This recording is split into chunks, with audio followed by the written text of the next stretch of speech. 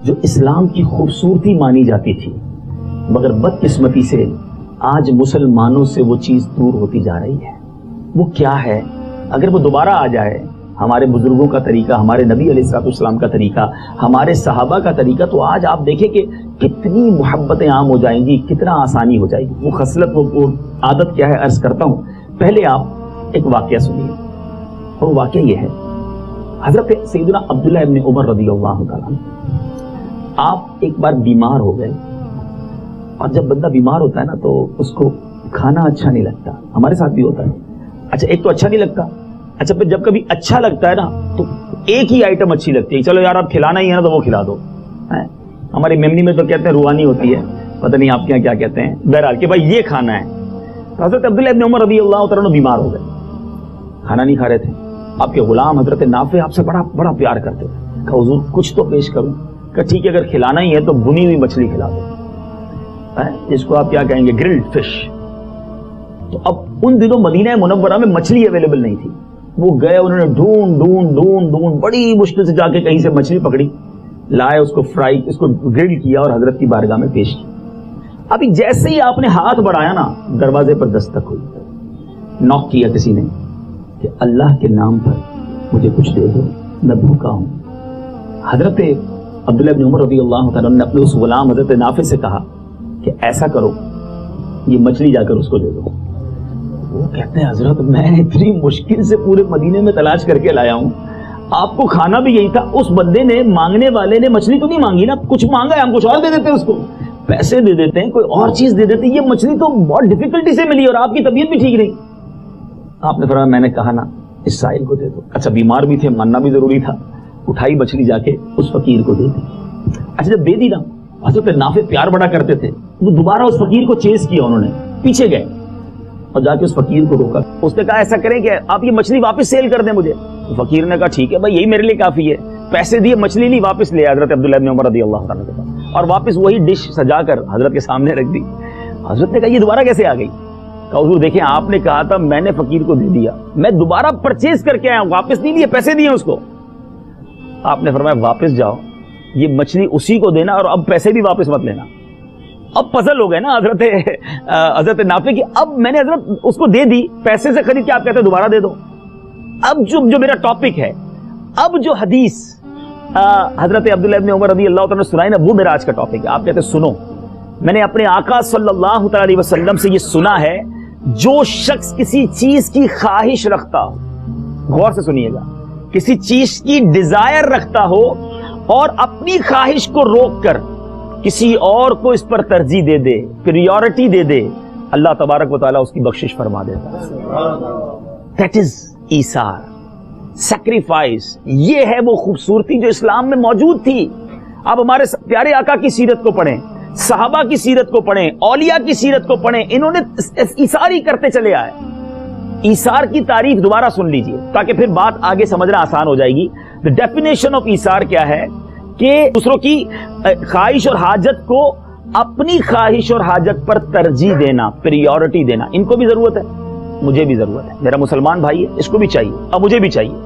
اب ایثار یہ ہے کہ میں وہ چیز ان کو دے دوں. یہ ایثار ہے. یہ ایثار نہیں ہے کہ میرے پاس بچ گیا اب میں کسی کو دوں. ہم کرتے ہیں، ہم کیا کرتے ہیں، کھانا بچ گیا چلو غریبوں کو دے دیں، کپڑے بچ گئے پرانے ہو گئے، اچھا پھٹنے لگے، چلیں وہ گھر میں ماسی کام کرتی ہے، کوئی غریب آدمی ہے اس کو دے دو. اچھا پرانا کمبل ہو گیا ہے، تکیے پرانے ہو گئے ہیں، چلو وہ اٹھا کر مدرسے میں بھجوا دو. ہم یہ کب کرتے ہیں؟ جب ہمارے پاس لیفٹ اوور ہو جاتا ہے. یقیناً اس کا بھی ثواب ہے، لیکن جو ایثار ہے نا، جس کی میں نے آپ کو فضیلت سنائی، اللہ جس پر مغفرت کا وعدہ فرماتا ہے کہ مجھے بھی ضرورت ہے اور میرے بھائی کو بھی ضرورت ہے. اور پھر قرآن پاک کی 4 پارے کی پہلی آیت یہ اور اس بات کو ڈیفائن کرتی ہے. قرآن پاک میں اللہ تبارک و تعالیٰ ارشاد فرماتا ہے، لن تنالوا البر حتى تنفقوا مما تحبون. ٹھیک ہے، پہلی آیت، فرسٹ آیت آف دا 4th چیپٹر. اور میرے آقا امام اہل سنت مجدد دین و ملت اعلیٰ حضرت رحمت اللہ تعالی اپنے ترجمہ کنز الایمان میں اس آیت کریمہ کا ترجمہ کرتے ہیں، تم ہرگز بھلائی کو نہ پہنچو گے، ہرگز. غور سے سنیے ترجمہ، تم ہرگز نیور بھلائی کو نہ پہنچو گے جب تک راہ خدا میں اپنی پیاری چیز خرچ نہ کرو. کون سی چیز؟ جو پیاری ہے. ایک تو بچی ہوئی ہے اور ایک پیاری ہے. یہ سب فرق سمجھ لیں گے نا آج آپ, تو انشاءاللہ زندگی کا لطف کچھ اور ہو جائے گا کہ مجھے پسند ہے اور میں اللہ کی راہ میں اسے خرچ کروں. قرآن کہتا ہے اس وقت تک بھلائی کو نہیں پہنچو گے. اور اس آیت کو جب صحابہ نے سنا, اس قرآن پاک کی اس چیپٹر کو جب صحابہ نے سمجھا نبی پاک علیہ الصلوۃ والسلام سے, تو ان کا ایٹیٹیوڈ کیا تھا. حضرت عمر بن عبدالعزیز رضی اللہ تعالیٰ عنہ, آپ کے بارے میں آتا ہے آپ شکر کی بوریاں خریدتے تھے اور وہ ڈسٹریبیوٹ کرتے. تو لوگوں نے کہا حضرت آپ شکر بانٹتے ہیں, پیسے بانٹتے ہیں؟ فرماتے شکر مجھے بڑی اچھی لگتی ہے, شوگر مجھے بڑی پسند ہے, میں چاہتا ہوں جو مجھے پسند ہے وہ اللہ کی راہ میں خرچ کروں, میں مجھے جو اچھی لگتی ہے نا میں وہ چیز اللہ کی راہ میں دوں. اچھا, اب اس بات کو ایک اور صحابی حضرت ابو ذر غفاری رضی اللہ عنہ, بہت بڑا نام ہے, آپ مدینہ منورہ سے تھوڑا باہر رہتے تھے, سبب جس کو آپ کہتے ہیں نا, سبب ایریا میں رہتے تھے, آپ کے پاس جانور بھی تھے, کھیت بھی تھا, ایک بڑا اچھا سا ان کا ہاؤس تھا, تو آپ وہاں رہتے, اللہ کی عبادت کرتے. ایک بندہ آیا اور آ کر کہتا ہے حضور میں نے آپ کے ساتھ لائف گزارنی ہے, میں آپ کی خدمت میں رہنا چاہتا ہوں, مجھے بس آپ اپنے ساتھ رکھ لیں. سنیے گا ذرا, آپ کہتے ہیں میرے ساتھ رہنے کی ایک شرط ہے. اچھا حضور شرط بتائیے. فرمایا جب بھی میں تمہیں کام دوں نا کہ اللہ کی راہ میں میرے مال میں سے خرچ کرو, تم نے میرے مال کا بہترین حصہ خرچ کرنا. Look at the condition. آج ہماری کیا کنڈیشن ہوتی ہے اپنے امپلائی رکھتے وقت کہ پہلے میرا سی کیٹیگری کا مال بیچ دینا, پہلے بی والے کو اچھی طرح پیک کر کے وہ نکال دینا, اچھا سیلز مین بننا. معاذ اللہ آج تو جاب اچھے جھوٹ بولنے والے کو پہلے دی جاتی ہے, اور یہاں یہ کہہ رہے ہیں کہ میرے مال میں سے سب سے اچھا اللہ کی راہ میں دے دینا. وہ بندہ کہتا ہے اس اور کیا چاہیے حضرت, میں بالکل ایسے ہی کروں گا, آپ کے ساتھ رہتا ہوں. وہ رہنے لگا. آفٹر سم وائل وہی بندہ, وہی شخص آیا حضرت کے پاس. حضور قریبی کچھ غریب لوگ رہتے ہیں جھوپڑ, جیسے آپ کے یہاں جھوپڑ پٹی وغیرہ, کہتے ہیں غریب محلہ ہے, بڑے لوگ غریب ہیں حضور, ان کی کوئی خدمت کرتے ہیں, بڑے بھوکے لوگ ہیں. آپ نے کہا ایسا کرو, جاؤ میرے اتنے سارے اونٹ ہیں, کوئی ایک اونٹ کاٹو, سب کو کھانا تقسیم کرو, مجھے بھی ایک حصہ مجھے بھی دینا, سب کو بانٹو اور اتنا ہی حصہ مجھے دینا, ان ولیج والوں کو دے کر آ جاؤ. اب وہ بندہ جو ہے وہ آپ کے جو کیملز تھے جہاں پر اونٹ تھے وہاں گیا, اور وہاں جا کر اس نے دیکھا کہ جو سب سے سپیریئر, سب سے اچھا اونٹ تھا نا, پہلے تو اس نے اسی کو پکڑا. پھر سوچنے لگا یار یہ تو حضرت کا بڑا فرما بردار بھی ہے, حضرت اس پہ سواری بھی کرتے ہیں, فرما بھی بہت ہے, کام کا بھی بڑا ہے, اب گوشت ہی بانٹنا ہے نا, تو اس کو کیوں کاٹوں میں, سیکنڈ ون کو کاٹ دیتا ہوں. اس نے دوسرے نمبر کا اونٹ لیا اور حضرت کے پاس آ گیا, حضرت ابو ذر غفاری رضی اللہ تعالیٰ کے پاس. جب آپ کے پاس آیا تو آپ نے پتہ کیا کہا, اونٹ دیکھتے ہی فرمایا کہ تم نے میرے ساتھ خیانت کی. وہ بندہ کہتا ہے کہ حضور معاف کر دیں, خیانت کیسے؟ کہ میں نے تمہیں کیا کہا تھا کہ جب بھی اللہ کی راہ میں خرچ کرنا, میری ویلتھ کا بہترین حصہ خرچ کرنا. تم نے یہ اونٹ کیوں لایا؟ کہتا حضور میں نے تو آپ کا خیال رکھا کہ اتنا اچھا اونٹ ہے, آپ کا فرما بردار بھی ہے, آپ سواری بھی کرتے ہیں, وہ کٹ جائے گا, گوشت ہی تو بانٹنا تھا. اللہ اکبر. حضرت ابو ذر غفاری رضی اللہ تعالیٰ کے الفاظ سنیے. آپ فرماتے ہیں سنو, تم نے یہ میری ضرورت کے لیے کیا تھا؟ کہتے ہیں ہاں حضور آپ کی ضرورت دیکھ کر کیا. حضرت ابو ذر غفاری فرماتے ہیں میری ضرورت کا دن تو وہ دن ہے جس دن میں قبر کے گھڑے میں تنہا ڈال دیا جاؤں گا, اس دن میری ضرورت ہوگی, میں اکیلا ہوں گا.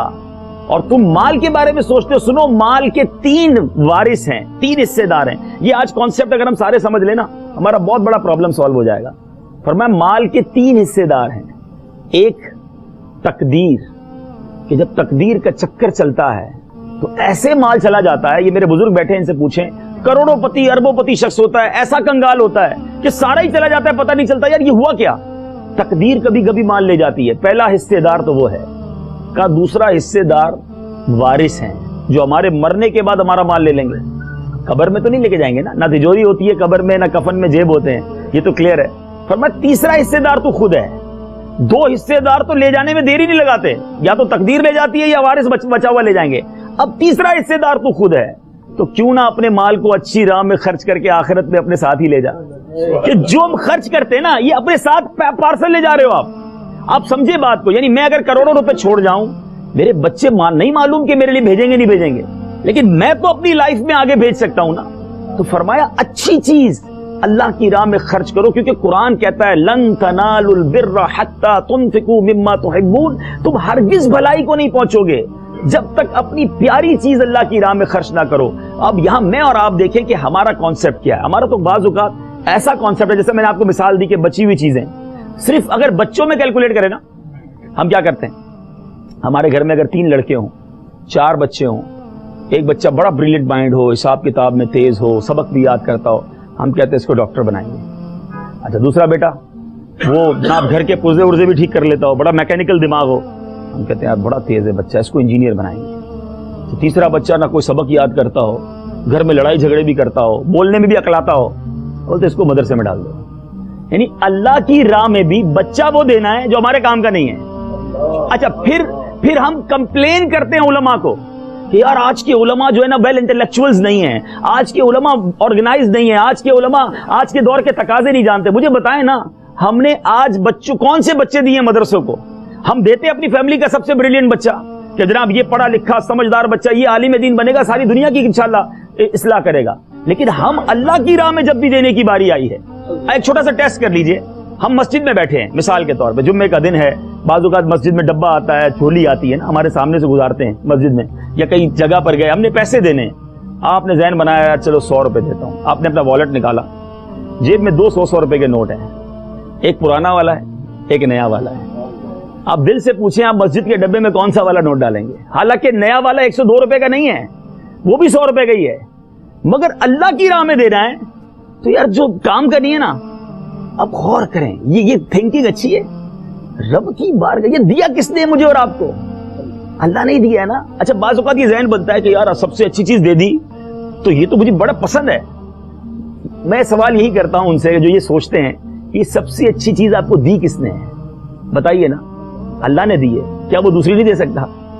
اگر میں یہ دے دوں گا تو کیا وہ دوبارہ نہیں, وہ اور عطا فرمائے گا. بیسیکلی بارگاہ الہی میں ہمارا پیسہ نہیں پہنچتا, ہمارا ایثار نہیں پہنچے گا, اس کی بارگاہ میں نیت پہنچتی ہے کہ میرا بندہ مجھ سے محبت کتنی کرتا ہے. میری راہ میں دینے کی باری آتی ہے تو اپنی فیوریٹ چیز دیتا ہے یا ان فیوریٹ, بیکار بچی ہوئی پھینکنے والی.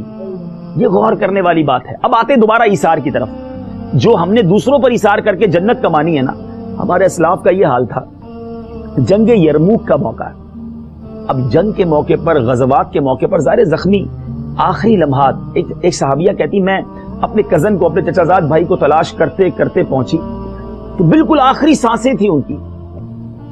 تو کہتی ہے کہ میں ان کو پانی کا پوچھا, پانی پئیں گے؟ تو کہتے ہاں. اب بالکل زخموں سے چور چور تھے. کہتے میں پانی لے کر گئی تو برابر سے قریب کسی اور زخمی کی آواز آئی. وہ صحابی کہتے ہیں یہ پانی اس کو پلا دو. وہ کہتے پانی لے کر ادھر گئی. جب وہاں پہنچی تو ان کے برابر میں ایک زخمی کی آواز آئی. لاسٹ بریتھ سے آپ سوچیں یہ کون سے لمحہ ہوتا ہے, انسان کہتا ہے میرا کام سیدھا ہو جائے. کہتے ہیں آگے والے بھائی کو پلا دو. وہ اسلامی بہن, وہ ہماری جو صحابیہ ہیں, کہتی میں تیسرے مریض کے پاس گئی, تیسرے زخمی کے پاس گئی, وہاں گئی تو اس کا انتقال ہو گیا. دوسرے کے پاس آئی, ان کا بھی انتقال ہو گیا. بھاگتے ہوئے اپنے کزن کے پاس آئی, وہ بھی دنیا سے چلے گئے. یہ تینوں نے مرتے مرتے ایثار کیا. آج ہم کہتے ہیں دوسرا مرتا ہے تو مر جائے, میرا کام سیدھا ہونا چاہیے. آج انسان کہتا ہے میرا بھلا ہونا چاہیے, باقی کی بات نہ کرو. یہ اسلام نہیں ہے. اسلام ہمیں سکھاتا ہے دوسروں کا بھلا. ہمارے بزرگوں کا ایک جملہ بڑا خوبصورت ہے, سب کا بھلا سب کی خیر, سب کے بھلے میں اپنی خیر. جو سب کا بھلا سوچتے ہیں نا ان کا برا نہیں ہوتا. جو اپنے بھلے کے لیے باقیوں کا برا سوچتے ہیں وہ خود بھی برباد ہو جاتے ہیں. یہ ہمیشہ یاد رکھیں, یہ اسلام کا حسن ہے. آج کے میں زیادہ پرانی بات نہیں کرتا. یہ قطب مدینہ رضی اللہ تعالیٰ عنہ مولانا ضیاء الدین مدنی رحمۃ اللہ تعالی علیہ, ہمارے امیر اہل سنت مولانا الیاس قادری صاحب کے پیر و مرشد اور خلیفہ اعلیٰ حضرت ہیں مدینہ شریف میں, جن کا جنت البقیع میں مزار ہے. وہ بتاتے کہ پہلے کے مدینے کے لوگ کیسے ہوتے تھے. یہ زیادہ پرانی بات نہیں, about 60-70 ایئرز اگو. وہ کہتے ہیں پہلے کے مدینے کے لوگ ایسے ہوتے, کہتے ہیں ایک شخص گیا ایک کاروباری بندے کے پاس کپڑا لینے کے لیے, کپڑے کا آرڈر دیا. جب اس نے آرڈر دیکھا تو کہتا بھائی جو بھی آپ مجھے ڈیمانڈ کر رہے ہیں نا یہ سارا کپڑا ہے میری آفس میں, میری دکان میں ہے, لیکن بات یہ ہے کہ سامنے میرے بھائی کی دکان ہے, میں صبح سے دیکھ رہا ہوں وہ فارغ بیٹھا ہے اور میری اچھی خاصی سیل ہو گئی ہے. آپ ایسا کریں یہ کپڑا اس سے لے لیں تاکہ میرے اس بھائی کا بھی بھلا ہو جائے. سچ بتاؤ کیا یہ دل رکھتے ہیں؟ ہماری تو سامنے والی دکان پہ گھاگ آ جائے تو ہماری ٹینشن شروع ہو جاتی ہے. 4 گھاگ آ گئے صبح سے, اس کے پاس ہو نہ ہو اس نے تعویذ کرایا ہوگا. ہمیں تو تکلیف شروع ہو جاتی ہے کسی کی ترقی دیکھ کر. کسی بھی میدان میں کسی کی نوکری میں ترقی ہو جائے, کوئی اچھا گھر لے لے, کوئی اچھی دکان لے لے, کوئی پیسے والا ہو جائے, کوئی حج پہ چلا جائے. چلو اب آپ خود سوچیں ہمارے دل کے اندر کتنی گندگی ہے. یار کوئی مسلمان ترقی پا رہا ہے, why I'm jealous, مجھے کیوں تکلیف ہو رہی ہے؟ یہ پرابلم ہے ہمارا, اور یہ پرابلم دور کیے بغیر ہم اچھے مسلمان نہیں بن سکتے.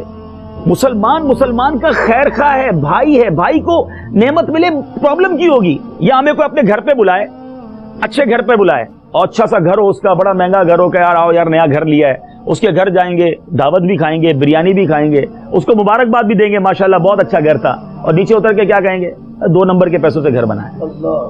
یار آپ کو پرابلم شروع ہو گئی. کوئی نئی گاڑی لے, اچھی سی گاڑی لے کر آیا, یار دیکھو میں نے نئی گاڑی لی, ارے واہ یار بہت اچھی گاڑی لی ہے, مبارک ہو. جیسے ہی وہ گاڑی لے کر آگے گیا, ہاں بینک سے نکالی ہوگی, فلاں پیسوں سے نکالی ہوگی.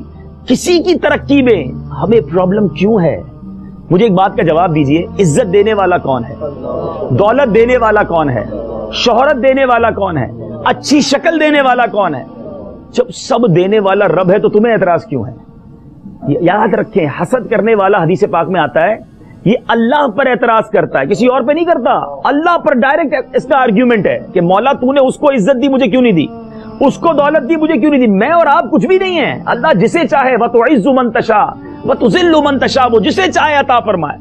ہمیشہ دوسروں کی خوشی میں خوش ہونا سیکھیں. آپ کو اپنے آپ کو چیک کرنا ہو نا, تو کبھی جس سے حسد ہوتا ہے نا, اگر آپ کو کوئی آ کے بتائے یار اس کی گاڑی کا ایکسیڈنٹ ہو گیا, اور پتہ چلا اس کی دکان میں آگ لگ گئی, اور اس کا بہت بڑا نقصان ہو گیا, بندہ کہتا ہے او ہو بڑا افسوس ہوا, مگر دل میں لڈو پھوٹ رہے ہوتے ہیں.